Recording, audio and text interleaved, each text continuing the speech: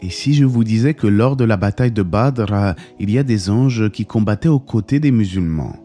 Dans cette vidéo, nous allons revenir point par point et dans l'ordre des événements sur la première grande bataille de l'histoire de l'islam. Tout d'abord, Assalamu alaikum wa rahmatullah. 2 ans après l'hégire du prophète Mohammed, la communauté musulmane commençait à se défendre des agressions injustes perpétrées par les polythéistes mécois. Dans ce contexte, les musulmans menaient parfois des expéditions visant à récupérer les biens injustement confisqués aux croyants en portant un coup économique significatif aux Qurayshites, notamment par l'interception de leurs caravanes commerciales. Avec 300 hommes, le prophète tenta un jour d'intercepter une caravane commerciale transportant beaucoup de richesses appartenant aux Mécois. Parmi ces 300 personnes, on rapporte que 80 étaient des Muhajirun et le reste des Ansar. Néanmoins, le responsable de cette caravane commerciale n'était autre qu'Abu Sufyan, et lorsqu'il eut appris que le prophète s'apprêtait à attaquer le convoi, il alerta les gens de la Mecque. Pour ce faire, il engagea un homme pour appeler les polythéistes à venir en masse afin de confondre les musulmans. Bien entendu, les polythéistes étaient furieux et n'alimentaient qu'une seule envie, en découdre avec le prophète qui avait songé à s'attaquer à leur caravane commerciale. Ils se dirigèrent alors rapidement au nord en direction de Badr avec une armée de plus de 1000 hommes sous la direction d'Abu Jahl, le père de l'ignorance. Quant à Abu Lahab, il envoya à sa place un homme qui avait une dette envers lui. Les Qurayshites sortirent donc de chez eux en fanfaronnant, comme l'indique le verset, ceux qui sortirent de leur demeure pour repousser la vérité et avec ostentation publique, obstruant le chemin d'Allah. À l'origine, les musulmans ne s'attendaient pas à un combat majeur, mais les polythéistes étaient bel et bien décidés à se battre. Abu Jahl, leur tyran, s'exclama dans tout son orgueil: « Par Allah, nous ne battrons en retraite qu'après être arrivés à Badr où nous séjournerons, nous gavant de nourriture, buvant du vin tout en écoutant les chanteuses, faisant parvenir aux Arabes la nouvelle de notre marche afin que nous soyons redoutés à jamais. » Ce que beaucoup ignorent, c'est qu'à l'origine, l'armée mécoise était composée de 1300 hommes, mais certains rebroussèrent chemin, comme la tribu des Banu Zahra par exemple, ce qui abaissa l'effectif des troupes à 1000 hommes. Du côté du prophète et de ses compagnons, des informateurs avaient déjà exposé la situation aux musulmans. Le prophète sallallahu alayhi wa sallam comprit alors que l'affrontement était inévitable et qu'il fallait maintenant faire preuve de courage pour faire face aux ennemis de l'islam. En effet, après plus de 13 années de persécution à la Mecque, il n'était plus envisageable de laisser les musulmans se faire battre et se laisser démoraliser, permettant ainsi aux polythéistes de consolider leur position militaire. En fait, si les musulmans s'étaient enfuis à ce moment-là, il est plus que probable que les Mécois auraient poursuivi leur marche jusqu'à Médine. Les musulmans auraient alors été perçus comme faibles, dépréciés et humiliés. Vous l'avez compris, aucun repli n'était concevable. Par la suite, le prophète tenut un conseil consultatif entre lui et ses compagnons. On rapporte que certains parmi les musulmans commencèrent à paniquer, effrayés à l'idée de participer à une lutte sanglante. Allah révéla en ce sens: « Ils discutent avec toi au sujet de la vérité après qu'elle fût clairement apparue, comme si on les poussait vers la mort et qu'ils la voyaient. » Mais certains musulmans à la conviction inébranlable s'exclamèrent: « Ô messager d'Allah, si nous étions face à la mer, nous l'aurions certainement traversée avec toi. Fais ce qu'Allah te demande de faire et nous te suivrons. Par Allah, nous ne dirons pas ce que les enfants d'Israël avaient dit à Moussa lorsqu'ils dirent: Pars, toi et ton Seigneur, nous restons ici. Au contraire, nous combattrons avec toi, ya Rasulallah. » Même si les 3 plus grands guerriers présents étaient des Muhajirun, c'est-à-dire des musulmans ayant émigré de la Mecque, la majorité des combattants étaient en réalité des Ansar, originaires de Médine. Le prophète tenait donc à leur demander leur avis, car selon le pacte d'Al-Aqaba, ils n'étaient pas obligés de combattre en dehors de leur territoire. Mais alhamdulillah, ces musulmans étaient courageux et acceptèrent la situation. Le messager d'Allah se dirigea donc vers Badr afin de camper avec ses hommes. À la nuit tombée, et comme on le rapporte dans les ouvrages de Sira et dans le Musnad de l'imam Ahmad, le prophète alayhi wassalam envoya 3 compagnons à la recherche d'informations, à savoir Ali, Saad et Zubayr. Ils trouvèrent alors 2 garçons en train de puiser de l'eau pour l'armée des polythéistes mécois. Lorsque les compagnons les interrogèrent, les 2 garçons répondirent qu'ils étaient chargés de l'approvisionnement en eau pour les Quraysh. Mais cette réponse déplut aux compagnons qui se mirent en colère. Ils auraient préféré qu'il s'agisse d'hommes de la caravane d'Abu Sufyan. Ils malmenèrent donc ces 2 individus jusqu'à ce qu'ils finissent par dire qu'ils faisaient effectivement partie de la caravane. Mais en réalité, ils n'avaient pas menti au départ, mais ce sont les coups qui les ont contraints à changer de discours. Le prophète à ce moment-là était en train de prier alayhi salatu wassalam, mais lorsqu'il finit sa prière, il s'exclama: par celui qui détient mon âme dans sa main, vous les frappez lorsqu'ils disent la vérité et vous les laissez lorsqu'ils mentent. Puis le prophète demanda aux 2 garçons: où est Quraysh? Et eux de répondre: derrière cette colline. Le prophète demanda alors: combien sont-ils? Et ils répondirent: nous ne le savons pas.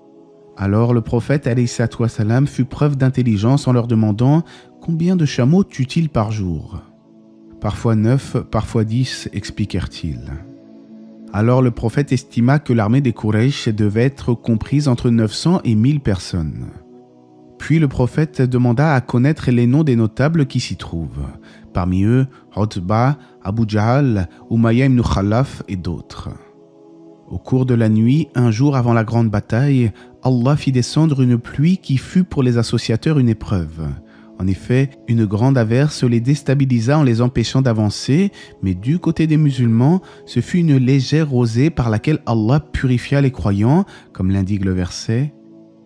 Et quand il vous enveloppa de sommeil comme d'une sécurité de sa part, et du ciel il fit descendre de l'eau sur vous afin de vous en purifier, d'écarter de vous la souillure du diable, de renforcer les cœurs et d'en raffermir les pas, vos pas.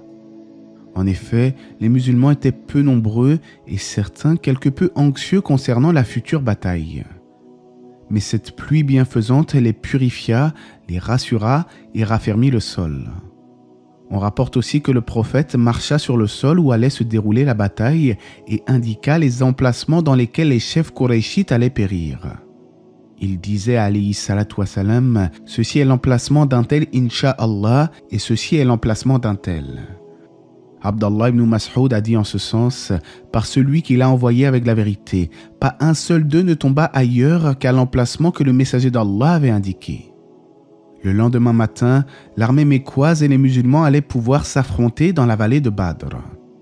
Même si les musulmans n'étaient que 300 et les polythéistes plus de 1000, les croyants avaient l'avantage spirituel, car Allah est du côté de ceux qui l'invoquent fréquemment. De surcroît, le Créateur les assista durant la bataille par des forces invisibles. Et rappelez-vous, le moment où vous imploriez le secours de votre Seigneur et qu'il vous exauça aussitôt, je vais vous aider d'1 millier d'anges déferlant les uns à la suite des autres.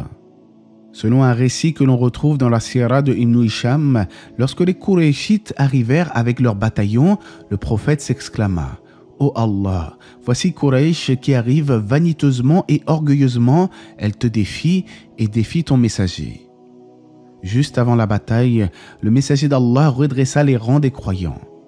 En effet, que ce soit au cours d'une guerre inévitable ou pour la prière en groupe, Allah aime l'ordre et la discipline. Il est donc essentiel de bien aligner les rangs lorsque l'on accomplit la prière avec les autres croyants.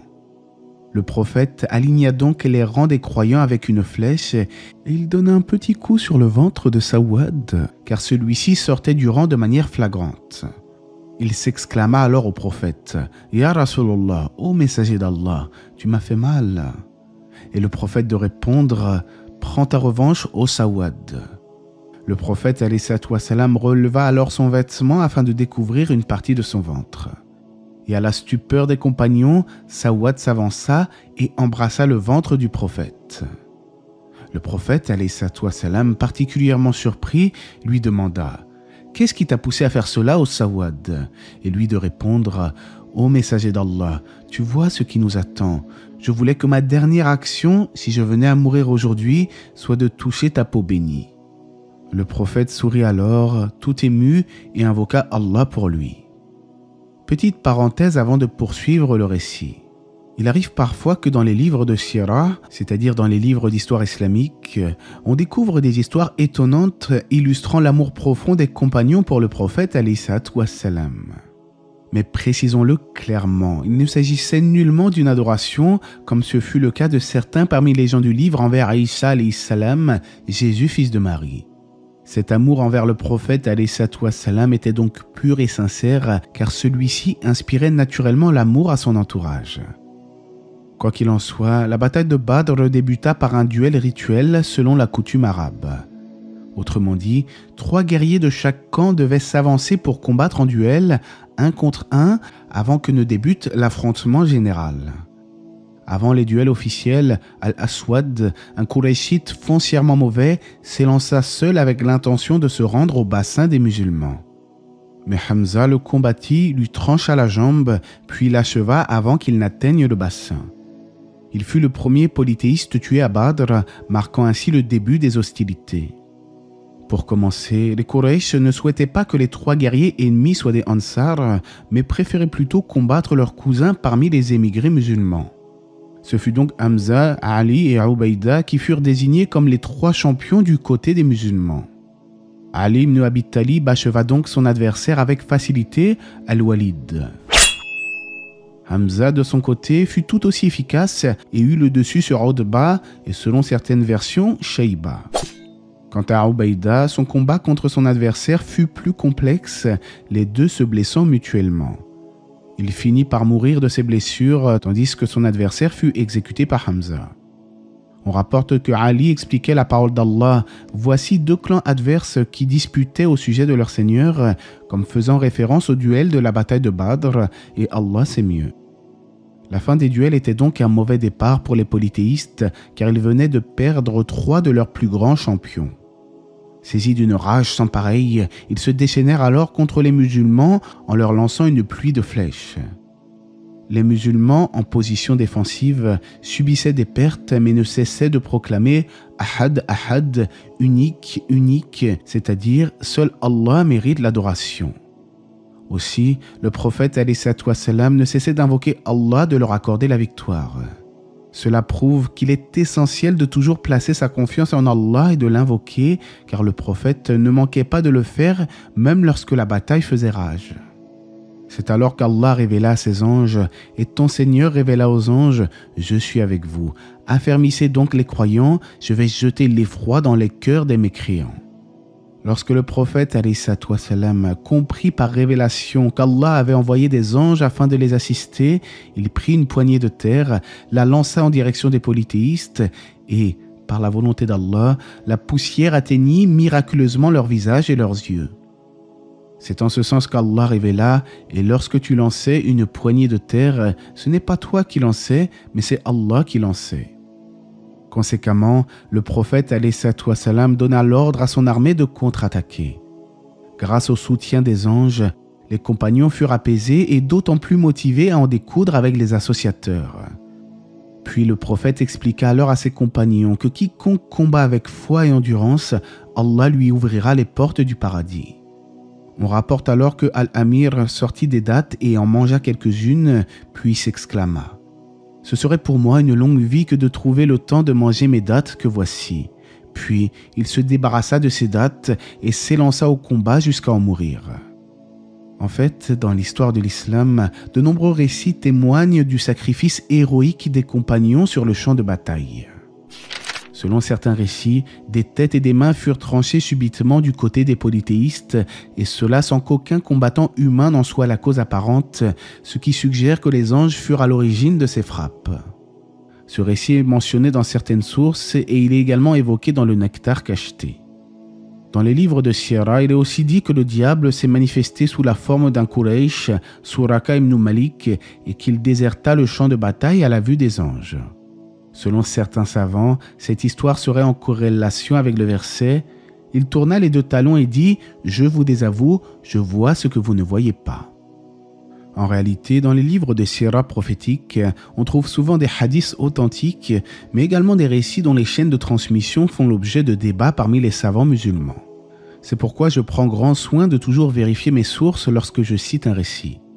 Néanmoins, si vous souhaitez approfondir l'authenticité d'un récit en particulier, n'hésitez pas à faire vos propres recherches ou à me contacter sur Messenger pour toute question complémentaire. En effet, tous les récits mentionnés dans les livres d'histoire islamique ne sont pas systématiquement toujours 100% fiables et j'en avais déjà parlé dans la vidéo précédente avec le récit de l'araignée. Mais revenons à la bataille de Badr. La défaite était imminente pour les polythéistes. Attaqués de toutes parts, ils subirent une cuisante défaite. La bataille se termina le soir et les Qurayshites commençaient à s'enfuir en catastrophe. Le tyrannique Abu Jahal, qui était connu pour persécuter et torturer les musulmans, fut vaincu par 2 jeunes compagnons selon certaines sources, et on dit aussi que c'est Ibn Mas'ud qui l'a achevé et que le prophète alayhi salam a dit ensuite « Voici le pharaon de cette communauté ». Après la victoire fulgurante des musulmans, le messager d'Allah partagea le butin selon les prescriptions de son créateur, puis il consulta ses compagnons au sujet des prisonniers. En effet, tout grand dirigeant qu'il était, il était courant que le prophète se tourne aussi vers les autres afin de chercher des conseils dans certains domaines, ce qui prouve sa grande humilité. Si Omar ibn al-Khattab suggéra d'éliminer les captifs, Abu Bakr était plutôt d'avis qu'il serait mieux de demander une rançon. Le prophète opta alors pour l'avis d'Abu Bakr. À noter que le messager d'Allah gracia plusieurs prisonniers qui furent libérés sans verser de rançon. Parmi les leçons que l'on peut retenir concernant cette grande bataille, c'est que le tawakkul est essentiel dans la vie du croyant, c'est-à-dire la confiance en Allah.